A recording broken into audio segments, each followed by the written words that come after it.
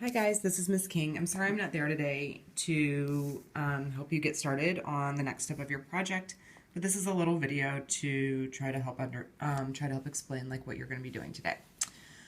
So today you are going to pull out the graphs that you made on Monday, and now you're actually going to start doing some calculations on them so that you can develop your proof. These calculations are most likely going to be either distance calculations using the Pythagorean theorem or slope calculations using rise over run. So I'm just going to do a couple of examples using a figure called a kite to help you do this and to show you how you could do it. So let's say that I had the challenge of proving that these 4 points make a kite, and I've graphed them there. And I've defined what a kite is up here. These are the same things that you would have done in steps 1 and 2 on Monday. Now, a kite is a quadrilateral whose 4 sides can be grouped into 2 pairs of equal length sides that are adjacent to each other.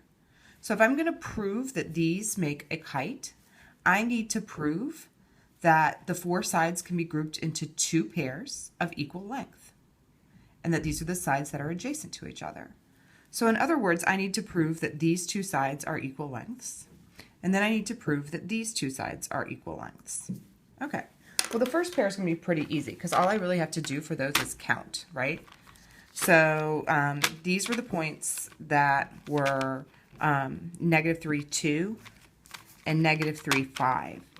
And I can either just count on the graph, or I can actually like do some calculations. I can do my y minus y to find the difference, but I think it's easier just to count. So if I count here 1, 2, 3, we can see that this side length is 3, and I'm going to label it 3. And the same thing happens here. Since it's going straight across, since it's just a straight horizontal line, I can count 1, 2, 3, and that one's pretty easy too. So I have at least one set of congruent sides, so I'm halfway there to proving that this is a kite. Now, the other two, though, you're going to see are a little bit harder. I can't just count these sides because they all have different lengths. So I can't just count on these. I'm going to have to actually do the Pythagorean theorem on them to try to solve. So from this point, I'm going to draw my right triangle like that. And this has a length of 3, and this has a length of 1, 2, 3, 4, 5, 6. And then I can do some calculations on this. 3 squared plus 6 squared equals, I'll call this x squared. So I have 9 plus 36 is x squared. 9 plus 36 is 45 equals x squared. And so my x is the square root of 45, which is the square root of 9 times 5, which is 3 square root of 5. So the length of this side here is 3 square root of 5. Okay, now I need to prove that this side is congruent to that side. So again, I'm going to need to do the Pythagorean theorem on this. You can draw your right triangles however you want. You might want to draw it like this to get a right triangle. I'm going to draw mine coming straight down like this and then over like that. And when I count this distance, 1, 2, 3, 4, 5, 6, and this distance 1, 2, 3, I have 6 and 3, and we'll call this, I don't know, I'll call it h for hypotenuse. And now I can plug into the Pythagorean theorem to get my h squared. That'll be 36 plus 9 equals h squared, which is, again, 45 equals h squared. And as I already showed over here, the square root of 45 is 3 square root of 5. So now I can write a proof in which I say, okay, I know that this side is 3 square root of 5, and I can explain why I know it's 3 square root of 5. And the same thing over here. I can say this one is 3 square root of 5, and I can explain why it's 3 square root of 5. That's going to allow me to prove that these points make a kite, because by proving that these two are equal and that these two are equal, I have fulfilled all of the criteria I needed to prove that this shape is a kite. Now, the other type of proof you might have to do is something involving a right angle. So I've got the same kite here, and I just want to show how you can prove that you get a right angle. And that is by using slope, and using slope to determine if things are perpendicular.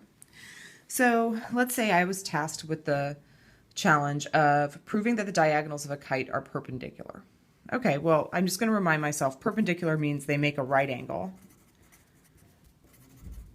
And the other thing that I can remember about perpendicular is that that means that the slopes are two things. They are opposite and they are reciprocals.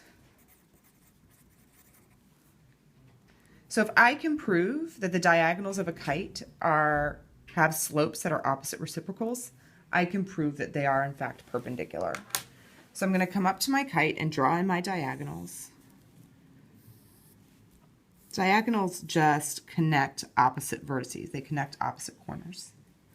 And it sure looks like they're hitting at a right angle. This sure looks like it's a right angle, but I can't just say, oh, you know, it looks that way, so I'm going to assume it's true. We have to actually prove it. So let's find the slopes of these two diagonals. To find the slope of this diagonal here, I can count rise over run. So it's going to rise 3, and then it's going to run 3. So the slope of the first diagonal, so the slope of diagonal 1 is 1 over 1. Well, it's 3 over 3, which we can simplify to 1 over 1. 3 over 3, which becomes 1 over 1, which becomes 1. That's the slope of the first diagonal. Now let's find the slope of the second diagonal. So here's my second diagonal, right there, and I want to find the slope of it. So again, we're going to do rise over run. 1, 2, 3, 4, 5, 6, down 6. 1, 2, 3, 4, 5, 6, over 6. So the slope of this diagonal, the slope of diagonal 2, is down 6 over 6, which is negative 1 over 1, which is negative 1. So I have negative 6 over 6 equals negative 1 over 1, which is negative 1. So because these are both opposite and reciprocals, I have just proven that they are perpendicular also. And that was the challenge that I needed down here, was to prove that the diagonals of a kite are perpendicular. Okay, so what you're going to be doing today is doing some calculations like the ones I just modeled for you, and then you're going to be writing about how you did them and why you did them.